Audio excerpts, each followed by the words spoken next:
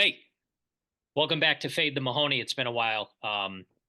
Those of you never seen the show before, we like to talk about sports gambling, and we typically like to do it with people who are bad at sports gambling. So we figured who better to get than Nick Airball.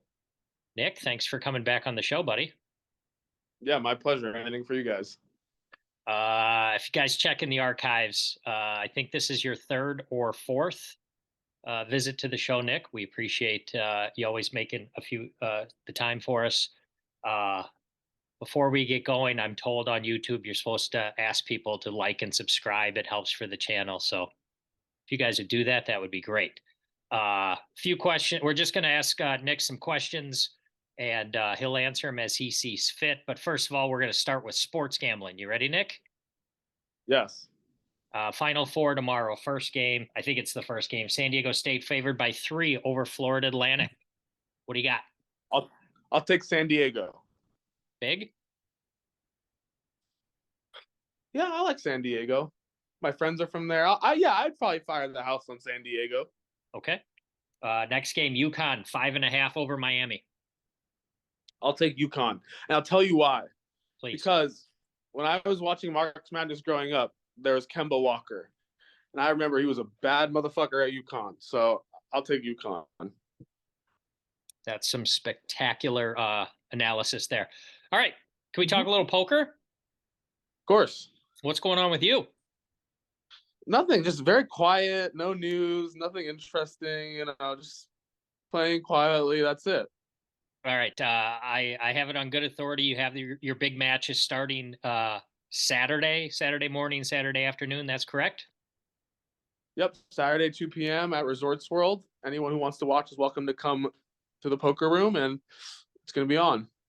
Okay. Can you, for those, the 6 people who don't know, can you lay out what it's all about, the stakes, everything? What can you tell me? Sure. I'm playing Matt Berkey, who is like a total fraud, and we're playing 200, 400 with the 400 ante. 100 min. It's heads up, just one-on-one. We'll play 3 days a week, 6.5 hours per session, until one of us loses $1 million. You can quit, or until 100 hours have been met. So I'll never quit them. I'll play no matter how much I'm losing, and no matter how many hours we played, I'll just continue to play. And my goal is to bust his bankroll. Okay. It's all your money, but not necessarily all his. Is that accurate? Of course, always all my money, and of course, it's not his money. Okay. The latest betting line that I've seen is you're a plus 140 underdog. If we were talking gambling here, who would you recommend people put their money on? I mean, I can tell you where I put my money on the side bets on myself at plus 140, one plus 150, plus 160. I think people are pretty crazy. Like, honestly, like in all seriousness, for a heads up match of this nature where you're only paying $100, I think like even if someone was like a humongous favorite, like, they could probably still only be like minus 110. Like, there's just so much variance in these spots because we're not playing that many hands and we're playing deep stack. So I think the betting line is pretty crazy.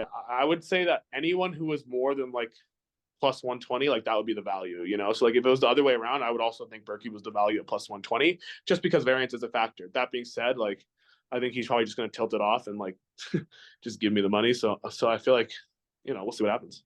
All right. How about this then? What's your prediction for how long it lasts? How many hands or how many hours? What do you think? I don't know. I could see it going like a couple different ways. I feel like if I get off to an early lead, like if I get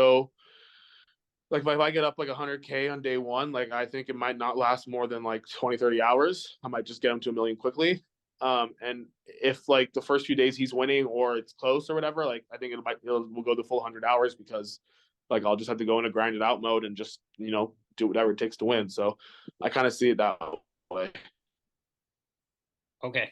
I got a couple more questions for you. I know you're a busy guy, and I know you don't like doing these shows. You don't like going on podcasts and shows and talking to people.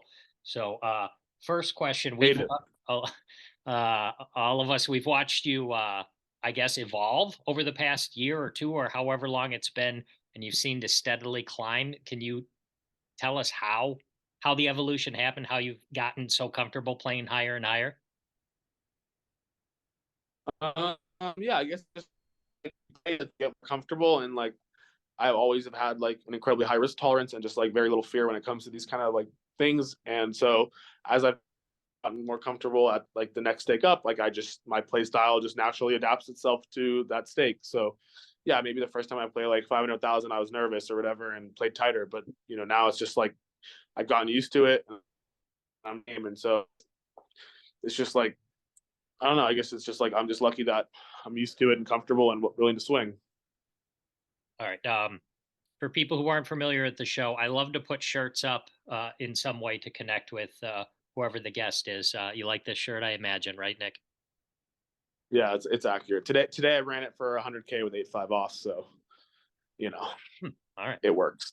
Can I give you some names and you tell me yes or no of whether or not you'd play them heads up? Sure. Doug Polk, Yeah. Phil Galfond. Yeah, I would play anyone heads up. To be honest, though, here's the thing. The only really way I'm interested in heads up outside of this Berkey thing is I'm interested in big stakes like 500,000, 500K min, and you have to have all your own action because I think it's kind of like beyond Berkey. I don't want to play people who don't have their own action, and I don't want to fucking travel for these things. It's such a headache. Being here in Vegas, I'm here with a crew. I have like a really great setup, people taking care of me, and I'm still like borderline miserable being away from home. So that's the thing. Like they want to play, come to LA and see me there and bring a lot of money. Will your crew be sweating the game? Of course. All right. I had like 3 or 4 different names, but just the last 2 names I wanted to ask you. Phil Hellmuth, would you play him heads up? Of course. Okay, the only one that I think you might be worried about, EDonk. Would you play EDonk heads up? No, I would not. Yeah, that's what I thought. I'm ducking that one. That's one I'm ducking. Yeah. After what he did on Max Payne Monday, showing off the big leg, why would you want to mess with that? Nick, I'll give you a chance to say anything you want to Exactly. say. I stepped all over you. I'll give you a chance to say anything you want to say to Berkey or anybody else before we say goodbye and you can go about your evening. Nothing. I got nothing left to say. Like I'm ready to play and put up or shut up, and may the best man win. I lied to you. I have one more question. It's from a Fade the Mahoney super fan and multiple time guest, a gentleman by the name of David Tuckman. He wanted me to ask you, when was the last time Yes. when was the last time you've been in a fight?